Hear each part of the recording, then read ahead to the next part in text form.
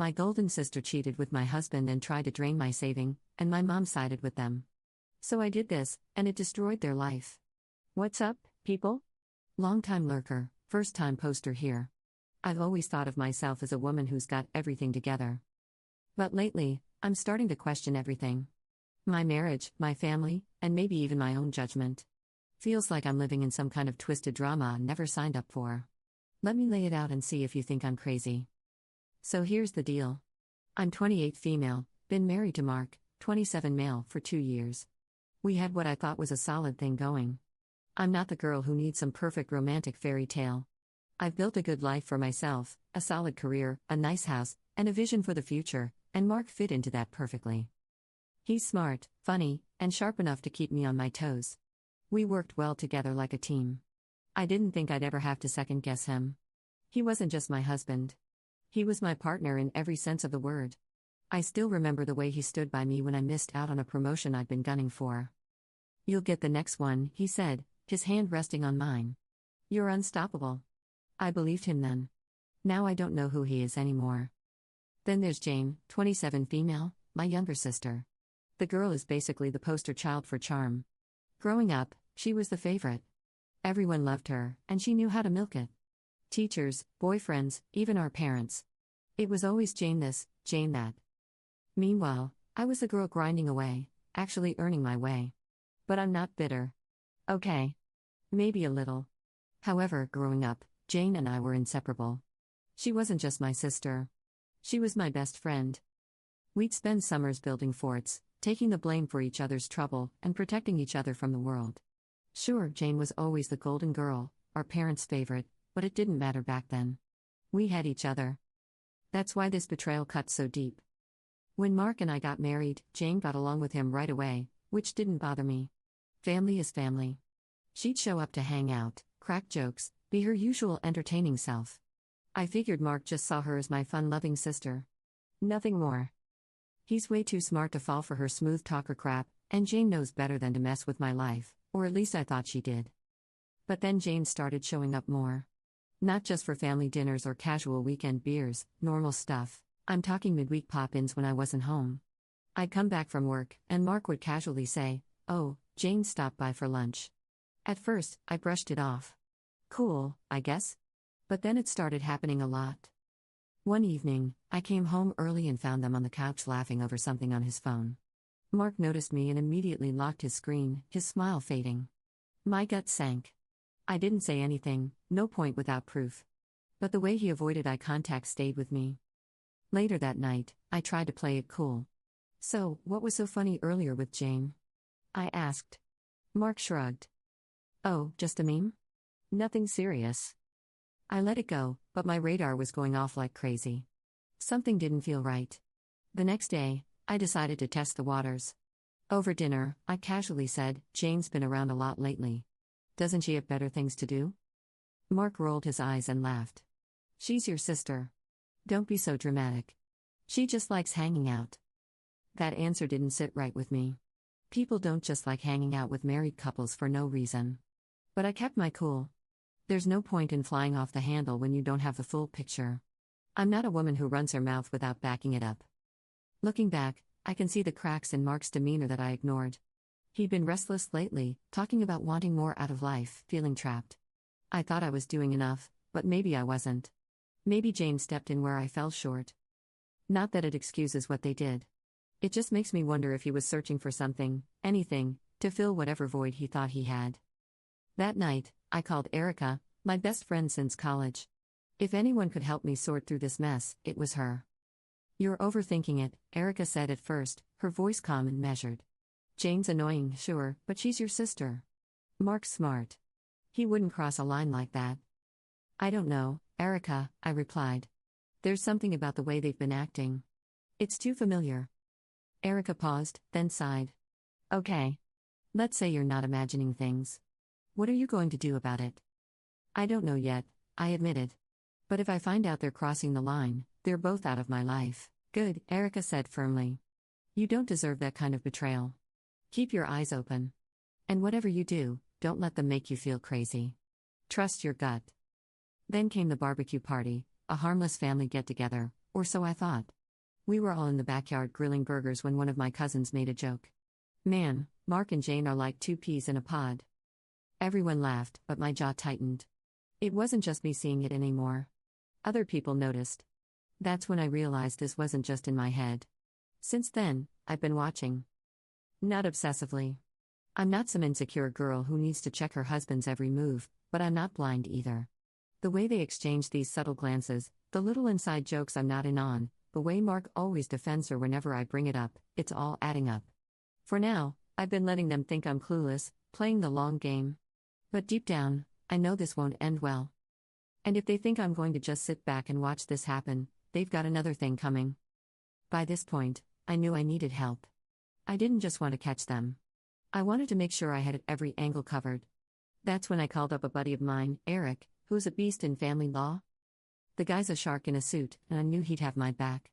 He's not just any lawyer. He's a family friend who's seen it all, and he's damn good at his job. Something's off, I told him, explaining what I'd been suspecting. Although it hurts to tell others that you feel you're being betrayed by your sister and husband, Srinya, I needed help and didn't want to play dirty. I don't have much yet, but my gut says they're hiding something. Eric didn't ask for details. He's not the type to waste time on speculation. You get me the proof, he said, his voice steady. Then we'll figure out how to handle it. Let me make one thing clear. I'm not the kind of woman who tolerates disrespect. You can call it old school, but loyalty is the line you don't cross, ever. So when things with Mark and Jane started feeling off, I didn't sit back and hope for the best. I don't wait for the storm to pass. I walk straight into it. And this storm had been brewing for too damn long. The opportunity to act came when I had to leave town for work, or at least that's what I let Mark think. I packed my bag and told him I'd be gone for 3 days. But instead of heading to the airport, I checked into a hotel across town. It wasn't paranoia. It was strategy. If there was something going on, I needed to see it with my own eyes. Words and assumptions mean nothing. Proof is everything. The first day was quiet. Mark texted me throughout, keeping up the act like everything was normal. Miss you, he wrote. Hope work's not too stressful. I almost laughed. He was good. I'll give him that. But I've learned over the years that the people who lie the best always trip themselves up eventually. By the second day, my instincts were rewarded. Around noon, I got an alert from the tracking app I'd quietly installed on his phone. Yeah. I know how it sounds, but trust me. When the stakes are this high, you don't leave things to chance. He wasn't at home. He wasn't at the grocery store or anywhere he'd usually be. He was at Jane's apartment. I don't remember feeling anger in that moment. What I felt was colder. Like, everything in me sharpened into focus. I gripped the steering wheel, waiting for them to emerge. Not because I needed more proof, but because I needed to see how far this would go. If Mark and Jane were crossing a line, I wasn't going to let them pretend otherwise. An hour later, they left her place together. His laugh echoed down the street as they walked to her car, like he didn't have a care in the world. Jane was grinning like she was on top of it all. My sister, my husband, they thought they'd gotten away with it. I followed them to a coffee shop, parked across the street, and watched. The way they sat there, leaning in close, talking like no one else existed, it wasn't innocent. His hand brushed her arm at one point, and my chest tightened, not from hurt, from the sheer burning realization that these two had the audacity to disrespect me like this. My camera app clicked as I took photos. Each one a nail in the coffin of whatever they thought they could get away with. But something didn't add up. It wasn't just the sneaking around. It was the way Mark had been withdrawing small amounts of cash from our accounts over the past few months. At first, I thought it was just his usual spending, but the pattern felt deliberate. Eric confirmed my suspicions 2 days later. The money's been funneled into an account that doesn't belong to either of them, he said during one of our calls. It's under the name Victoria Kane. Who the hell is Victoria Kane? I asked. She's trouble, Eric said bluntly. Scammed people out of thousands through fake investment deals. She's been flagged for fraud multiple times, but she's slippery. No convictions yet. It looks like she's roped Jane into one of her schemes. And your husband, he's been funding it, whether he knows it or not. My stomach turned. This wasn't just an affair anymore. Jane and Mark weren't just betraying me. They were being played. And now my money was tangled up in whatever game that Victoria Kane was running. That was a lot to handle. Everything swirled like a storm in my mind, but I had to face things step by step to understand the shit that was happening in my life. The next day, I walked into my house earlier than expected. Mark was at the kitchen counter, sipping his coffee, his phone in hand. He looked up and froze for half a second before forcing a smile. "You were back early. How was the trip?" I dropped my bag by the door and leaned against the wall, arms crossed. "Cut short. Figured I'd surprise you." He laughed, but there was an edge to it. "Well, that's great." I nodded, not saying much. I wanted him to feel the silence. Let him stew in it. Mark doesn't handle silence well. It makes him nervous. Sure enough, he started babbling about his day, trying to fill the void. I just watched him, calm and steady. Then I made my first move. "So, how's Jane been lately?" I asked, my tone casual, like I was asking about the weather. His spoon froze midair. "Fine, I guess." "Why?" "No reason. Just seems like you two have been spending a lot of time together." His eyes narrowed slightly. "Are you really doing this again?" "She's your sister." "Yeah," I said, leaning back in my chair. "My sister. Funny how that works."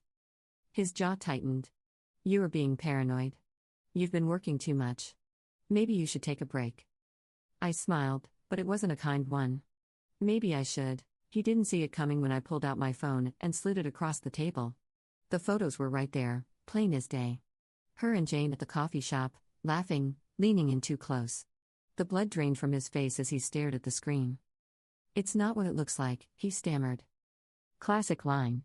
Predictable. I tilted my head. "So what is it, then?" "Because it looks like my husband and my sister are sneaking around behind my back." He opened his mouth, but no words came out. Just tears. Big dramatic ones. The kind meant to manipulate, but I wasn't moved. "Not anymore." "Save it," I said, my voice low and steady. "I gave you the benefit of the doubt for weeks. I trusted you. And this is how you repay me?" "Nothing happened," he cried. "We were just talking." "Talking," I repeated, leaning forward. "At her apartment, at a coffee shop, when you thought I wasn't around. That's some interesting talking." He tried to deny it again, but the words rang hollow. He knew he was caught. That night, I packed a bag.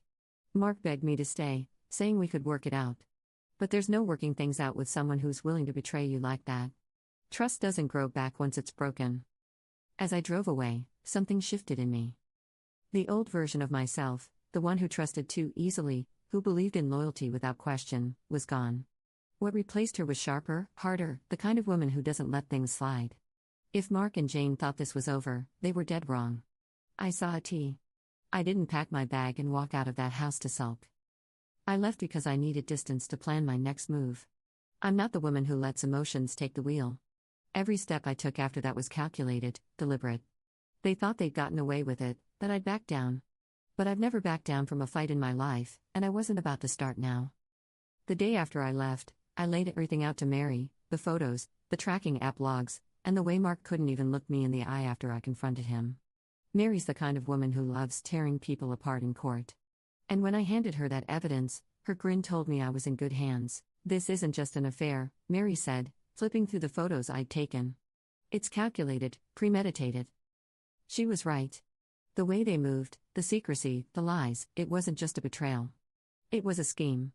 And when Mary suggested digging deeper, I didn't hesitate. If there was more to uncover, I wanted it all laid bare. The more I thought about it, the more I realized this wasn't just about an affair. Jane had always been jealous of my career, my house, my life. She used to joke about it, but now I wondered if it was more than a joke. And Mark? He'd mentioned feeling stuck once or twice, but I let it slide. Maybe I should have paid more attention. Maybe he wanted something more than I could give him, or maybe this was just who they were, two people willing to destroy someone else to get what they wanted. While Mary got to work, I focused on Jane. She was the key to this whole thing. Mark's betrayal stung, but Jane, my sister, that cut deeper. It wasn't just about the affair. It was the sheer audacity of her thinking she could steal from me because that's what this was about. I wasn't just dealing with infidelity. They were planning to take what I'd built, piece by piece. The breakthrough came 2 days later. Mary called me with a new piece of the puzzle: financial irregularities in our joint accounts. Mark had been quietly withdrawing money, small amounts at first, then larger sums. Mary had tracked the transfers to a hidden account, one with Jane's name on it. "That's not the worst of it," Mary said. "There's a trail of messages between him and Jane. They're talking about cleaning you out completely. It hit me like a freight train, but not in the way you'd think. I wasn't shocked. I wasn't hurt. I was furious. They weren't just sneaking around. They were plotting to rob me blind, to leave me with nothing. And for what? So they could play house together while I picked up the pieces? I was tripping, and my lack of sleep was starting to show. At work, my boss pulled me aside after a meeting. "You've been distracted lately," she said. "What's going on?" I wanted to tell her everything. That my husband and sister were tearing my life apart, that my finances were a mess. But instead, I just nodded and promised to get back on track. Work was the only thing I had left, and even that felt like it was slipping through my fingers. My friends were noticing too.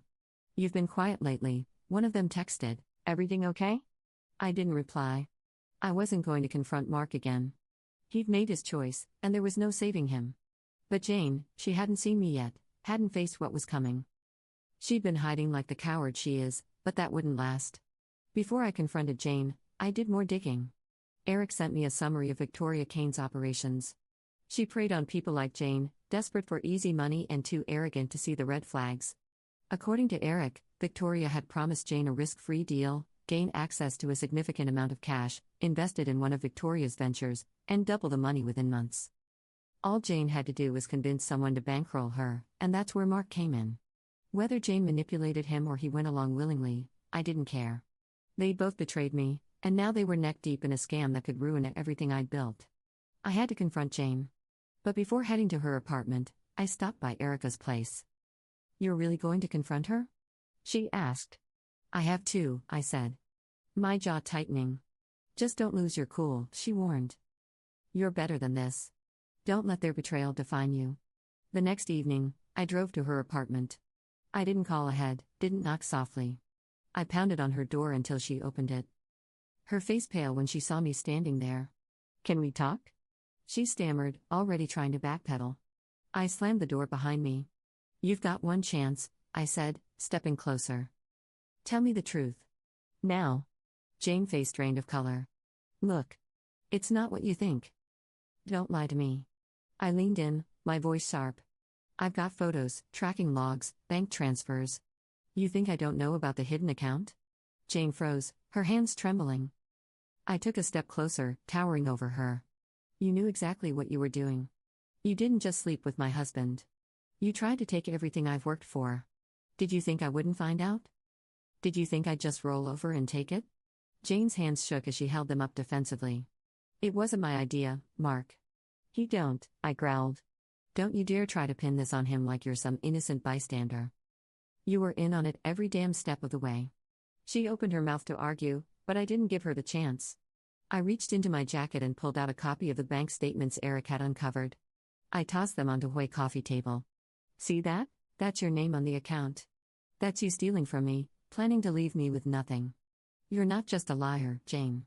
You're a thief, you're a gold digger." She tried to sputter some excuse, but I wasn't listening anymore. I leaned in, my voice low and steady. "You've got one chance. Tell me about Victoria Kane." And for the first time, she didn't try to smirk or deny anything. "I don't know what you're talking about," she stammered. I stepped closer, my tone dropping to a growl. "Don't lie to me, Jane. I know about the account. I know about the money. Victoria's not your business partner. She's a con artist. And you? You're too stupid to see you're just another pawn in her game." Jane's hands shook as she held them up defensively. "It wasn't supposed to go this far," she said. "Victoria said it was just an investment, something to get ahead. Mark wanted in. He thought it was a good idea too." I snapped. "You brought her into our lives. You dragged him into this mess. And now you're going to tell me everything, or I'll make sure Victoria knows you've turned on her." Jane's eyes widened. And for a moment, I saw genuine fear. "You don't know what she's capable of," she whispered. "If she finds out I screwed up, that's not my problem," I said sharply. "You made this mess. You clean it up, and I left her in chaos." 2 days later, my mom called me. "I heard what happened," she said. Her voice was calm, too calm, like she was trying to smooth things over. "Jane is your sister. Families fight, but we forgive each other." I couldn't believe it. "Forgive her?" I asked. "She slept with my husband. She tried to steal from me. She's going through a rough time, She continued as if I hadn't spoken. She didn't mean for things to get so bad. Don't call me again about this, I said, hanging up before she could reply. For once in my life, I wasn't playing the peacemaker. Walking out of Jane's apartment wasn't the end of the story. It was just the beginning of the fallout. Betrayal like this doesn't just disappear. It leaves scars, deep ones. The first thing I did was lock down every financial loose end. If they thought they were clever, they had no idea who they were dealing with. I wasn't about to let Mark or Jane walk away with a dime of what I'd earned. With Eric, my lawyer and the best weapon in my arsenal, I froze our joint accounts. Mark had been sneaking money out for months, and Eric tracked it all. The withdrawals, the hidden account, every shady transfer. Good news, Eric told me, his voice smug over the phone. That account is frozen too. They can't touch it. I grinned. Step 1, complete. But just when I thought I had everything under control, I got hit with another curveball. My boss called me to her office. Your numbers are slipping, she said. What's going on? I opened my mouth to explain. But what was I supposed to say? That my husband and sister were conspiring against me? That my personal life was a mess? Instead, I nodded and promised to refocus. The last thing I needed was for their betrayal to cost me my career too.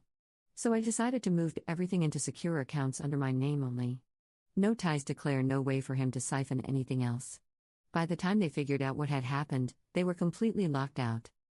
No money, no way to access anything I owned, and no idea how to fix it. That's when I hit him with the divorce papers.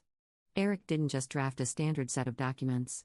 He built a case so airtight, Mark would have no choice but to sign. Thanks to the evidence of his affair and his attempts to steal from me, he had no leverage. No chance of getting a single penny more than he was entitled to, which, as far as I was concerned, was nothing. When the papers landed on his doorstep, he called me immediately. His voice was shaking, part anger, part desperation. You're divorcing me? He hissed like it was some shocking betrayal.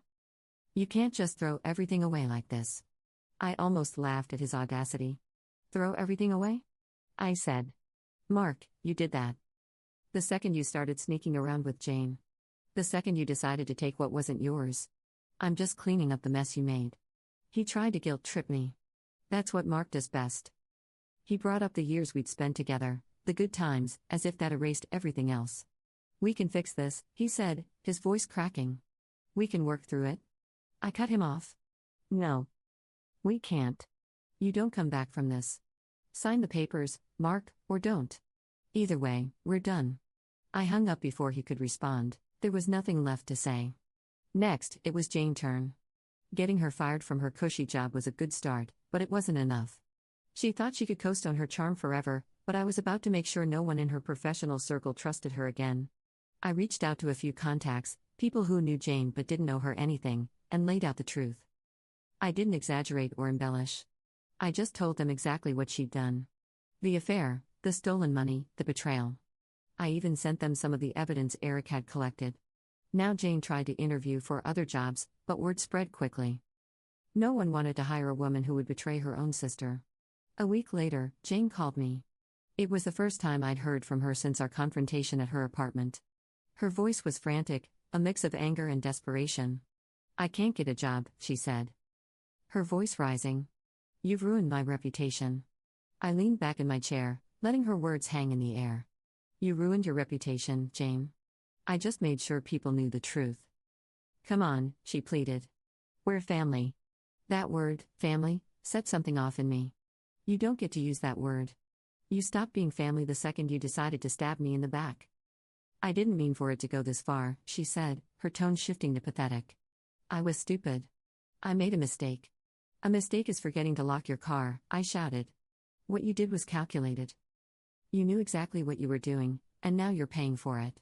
Don't call me again, Jane. We're done. I hung up and blocked her number. Whatever came next for her wasn't my problem, but dealing with them wasn't enough. I needed to rebuild. For too long, I'd let Mark's lies and Jane's betrayal consume me. Now I was done with that. I started hitting the gym harder than ever. Started going out. I focused on work, diving into projects I'd put off for months. I reconnected with friends I hadn't seen in years. People I'd let drift away because I'd been too wrapped up in Eric's bullshit. It wasn't just about keeping busy. It was about proving to myself that I could move forward, that I could be better, sharper, stronger. Every step I took away from them was a step toward a better version of me. I also reconnected with old friends. People I'd drifted away from while trying to make my marriage work. Erica said something that stuck with me. "You're not the girl I used to know, but in a good way. You're sharper, smarter." It felt good to hear that. Like, I was finally becoming the person I was meant to be. By the time the divorce was finalized, Mark had gone radio silent. He signed the papers without a fight, probably realizing he had no other choice, and disappeared. No more texts, no more calls. He knew he'd lost. Jane, she slunk off into the shadows too. Last I heard, she'd moved out of town, probably hoping to escape the mess she'd made. Good. Let her run. Let her try to start over somewhere else. I didn't care anymore.